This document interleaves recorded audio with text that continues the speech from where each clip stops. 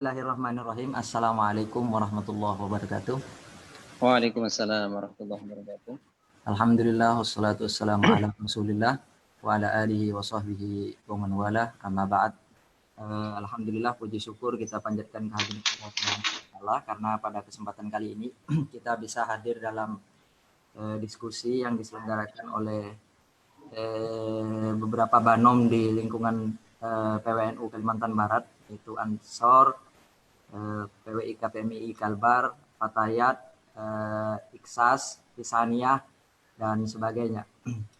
Alhamdulillah puji syukur kita panjatkan kehadirat Allah Subhanahu wa taala karena pada kesempatan kali ini kita bisa hadir meskipun kalau di Pontianak ini cuacanya lagi hujan, tapi tidak mengurangi rasa khidmat kita untuk bisa hadir dalam diskusi pada kesempatan kali ini. Salawat serta salam marilah kita haturkan kepada junjungan kita Nabi besar Muhammad SAW, para sahabat, keluarga hingga umatnya sampai akhir zaman nanti. Yang saya hormati narasumber, di sini ada Pak Imam Nakhoi, kemudian terus Ma'ruf Fozin, kemudian moderator dan beberapa peserta lain. Sekedar informasi bahwa diskusi atau seminar nasional ini kita sudah membuka pendaftaran kemarin. Itu terdata sampai hari ini sudah 260 lebih dan akan terus bertambah sampai akhir sesi ini. Jadi insya Allah ini seminar, meskipun seminar kita lakukan dengan rebahan sambil stay at home, tetapi seminar ini insya Allah akan diiringi dengan sertifikat nanti yang akan dikirim ke email masing-masing di akhir sesi. Tanpa berpanjang lebar, mungkin karena ini diskusinya, seminarnya santai, meskipun seminar nasional tapi santai, saya selaku host serahkan langsung kepada moderator diskusi kita pada kesempatan kali ini, kepada Pak Bukhori MPD. Kami persilahkan. Terima kasih. Assalamualaikum warahmatullahi wabarakatuh.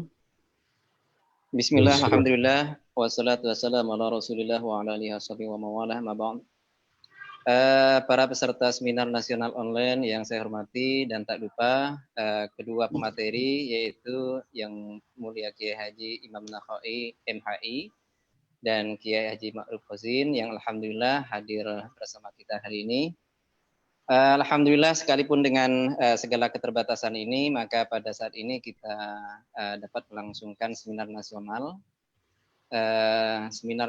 yang skupnya cukup luas, dan saya lihat bahwa partisipan para peserta di seminar ini terdiri dari beberapa unsur. Ada yang banyak juga tadi saya lihat beberapa unsur dari para akademisi dari beberapa kampus, ada di Banjarmasin, ada di Jawa Timur, dan ada di Kalimantan Barat dan beberapa kampus lainnya, dan juga dari beberapa aktivis dan lain sebagainya, sehingga saya lihat bahwa seminar ini memang sangat diminati oleh beberapa kalangan, dan mudah-mudahan seminar ini nanti dapat mendatangkan manfaat bagi kita. Para hadirin, para peserta seminar yang saya hormati, jadi sesuai dengan tema seminar yang kita sebarkan sebelumnya, bahwa tema seminar kali ini akan membahas tentang mengambil tema gender, Ramadan, dan COVID-19, COVID-19. Jadi isu tentang gender, kemudian yang tak kalah pentingnya adalah terkait COVID-19 pada bulan Ramadan ini, itu nanti yang akan kita angkat. Dan alhamdulillah telah hadir bersama kita kali ini dua orang pemateri yang beliau ini memang sangat pakar di bidangnya. Yang pertama adalah Kiai Haji Imam Nakhoi MHI. Assalamualaikum Kiai. Sedikit saya bacakan terlebih dahulu kurikulum vitae dari beliau. Kiai Haji Imam Nakhoi MHI ini beliau lahir di Malang tanggal 12 Februari tahun 1970. Beliau ini adalah dosen sekaligus peneliti di Institut Agama Islam Ibrahimi atau Yai Sukurojo Situbondo, dan juga beliau menjadi pengajar fikih dan usul fikih di Lembaga Kader Ahli Fikih Ma'had Ali Situbondo. Selain itu, beliau saat ini juga menjabat sebagai salah satu komisioner Komnas HAM Komisi Nasional Anti Kekerasan Terhadap Perempuan, periode 2014 sampai 2019, kemudian periode 2020 dan 2024. Sehingga dengan jabatan yang beliau emban saat ini, maka nanti beliau sangat kompeten ketika nanti akan berbicara terkait dengan masalah gender. Dan beliau nanti akan menjadi pemateri yang pertama yang insya Allah nanti akan sebentar lagi akan kita mulai. Beliau adalah alumni dari IAI Sukurojo Situbondo untuk S1-nya, kemudian S2-nya dari Universitas Islam Malang, Unisma, dan saat ini beliau sedang mengambil studi doktor di UIN Surabaya dan semuanya konsentrasi dari S1, S2, dan S3-nya adalah terkait dengan konsentrasi hukum Islam. Beliau tercatat banyak beberapa karya yang telah beliau hasilkan, baik terkait fikih anti trafficking, fikih migran, dan fikih pluralis, dan termasuk juga beliau menulis Qawaidul Fikih. Selanjutnya, pemateri kita yang kedua yang alhamdulillah juga telah hadir bersama kita kali ini adalah Kiai Haji Ma'ruf Khazin. Assalamualaikum Kiai. Waalaikumsalam warahmatullahi. Terima kasih telah hadir bersama kami kali ini. Sebelumnya saya akan membacakan kurikulum vitae dari beliau. Beliau adalah putra dari Malang, kelahiran Malang juga, tepatnya di Ganjaran Gondang Legi Malang, tanggal 4 April tahun 1980. Dan saat ini beliau beralamat berdomisili di Kapas Baru 11 nomor 55 Surabaya. Beliau pendidikan beliau adalah dari Pondok Pesantren Al-Falah Pelosok Kediri dan Universitas Sunan Giri Surabaya. Dan beliau tercatat saat ini adalah sebagai Direktur Aswaja Center, sehingga saya kira teman-teman NU yang di Kalimantan Barat sudah tidak asing dengan beliau, karena banyak sekali beberapa tulisan-tulisan beliau terkait dengan masalah Aswaja Ahlussunnah wal Jamaah dan juga amaliyah-amaliyah NU. Dan juga saya pribadi Kiai, jadi mohon izin juga ketika menyampaikan masalah aswaja khususnya di Kalimantan Barat, sering kali mengutip tulisan-tulisan Kiai ini. Maka saat ini kesempatan ini juga mohon izin Pak Kiai. Halal. Iya. Dan di sini juga ada kurikulum vitae-nya. Beliau memiliki 1 orang istri Kiai ya. Masih satu. Ya, masih 1 istri. Dan 5 orang anak. Mudah-mudahan menjadi anak yang soleh dan solehah. Inilah kurikulum vitae dari 2 orang pemateri yang insya Allah nanti akan menyampaikan materinya pada hari ini. Dan untuk teknis seminar kita kali ini, jadi nanti akan kita bagi menjadi 2 sesi. Yang pertama adalah sesi pengantar penyampaian materi yang akan disampaikan oleh kedua pemateri ini. Selanjutnya nanti setelah pemaparan selesai, akan kita lanjutkan dengan sesi tanya jawab. Yang tanya jawab ini nanti juga akan kita bagi menjadi beberapa sesi. Untuk sesi yang pertama, sesuai dengan tema kita, gender, Ramadan, dan COVID-19, ini adalah penyampaian materi terkait dengan masalah gender perspektif Islam, yang mana kita tahu bahwa masalah salah satu prinsip dalam Islam itu adalah menganut sistem egaliter, al-musawah, kesamaan hak, baik itu kesamaan hak antar manusia atau termasuk juga dari aspek jenis kelamin. Nah, biasanya ketika kita melihat terkadang perbedaan jenis kelamin itu menjadikan ada beberapa hak yang tidak sama ketika antara laki dan perempuan. Bahkan kadang yang terjadi adalah perempuan seringkali menjadi objek dari laki-laki. Sekalipun ini kasuistik, jadi mohon maaf pada yang perempuan, sehingga seakan-akan ada semacam image bahwa perempuan itu menjadi second class, jadi kelas kedua. Gitu.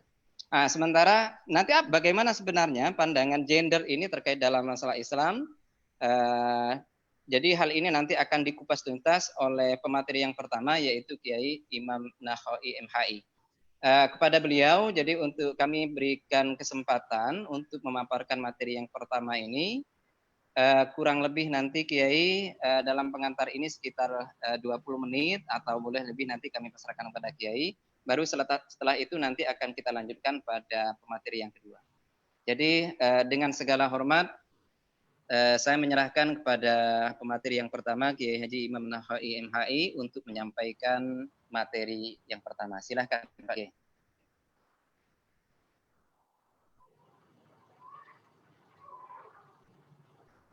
Assalamualaikum warahmatullahi wabarakatuh.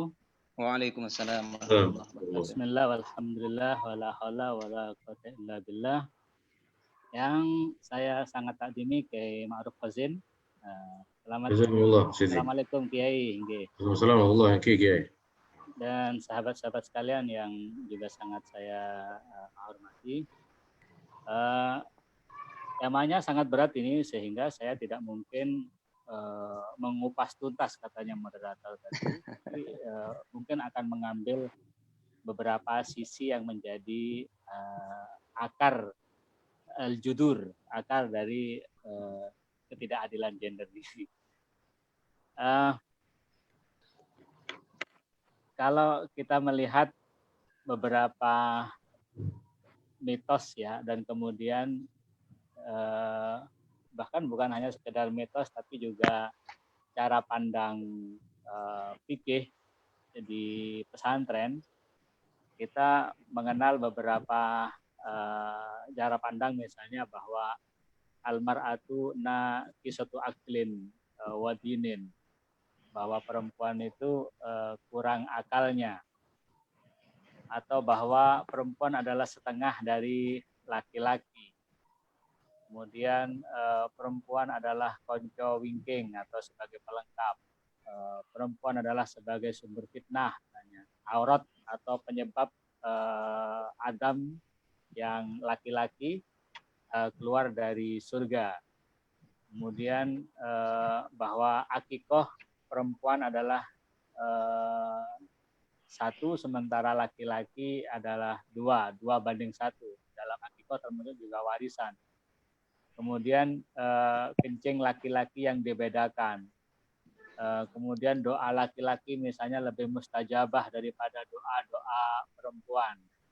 Sehingga kalau kita melihat acara-acara besar atau seminar-seminar, itu selalu yang berdoa adalah laki-laki. Perempuan jarang sekali dikasih peran doa. Saya tidak tahu apakah ini pengaruh dari cara pandang fikih yang mengatakan bahwa doa perempuan itu kalah mustajabahnya daripada doa laki-laki.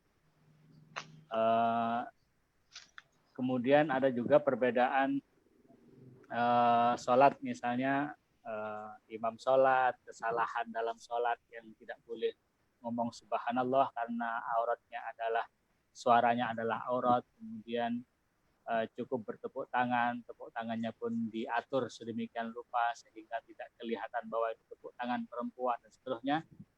Cara-cara pandang itu ada di dalam kesadaran umat Islam.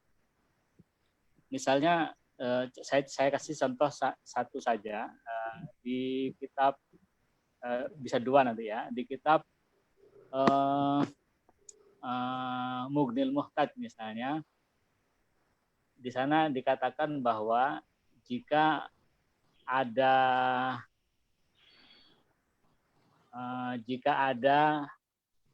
seorang mayit kemudian lalu disolati oleh perempuan, sementara di sana masih ada laki-laki, maka menurut pendapat mayoritas tidak cukup menggugurkan kewajiban fardu kifayah. Artinya sholatnya perempuan mensolati mayit tadi belum menggugurkan kewajiban kifayah karena masih ada laki-laki. Nah, alasannya yang menarik di dalam kitab Munil Muhtaj itu ada alasan yang menurut saya sangat bias gender ya. Pertama, dia mengatakan bahwa doa laki-laki itu lebih mustajabah daripada doa perempuan. Jadi aqrabu ilal ijabah, lebih dekat diterima. Ada satu alasan lagi yang juga itu agak merendahkan. Li'annal mayyit li'anna fihi istihanatan bil mayyit katanya. Salatnya perempuan itu sementara di sana ada laki-laki itu adalah penghinaan terhadap mayit. Kemudian misalnya ada cara pandang lagi di dalam kitab-kitab fikih itu yang mengatakan misalnya kenapa kalau kencingnya anak perempuan yang belum yang belum mengkonsumsi kecuali air susu ibu itu tetap harus disiram, sementara kencingnya laki-laki itu cukup dipercikin. Walaupun banyak pendapat yang tidak begitu,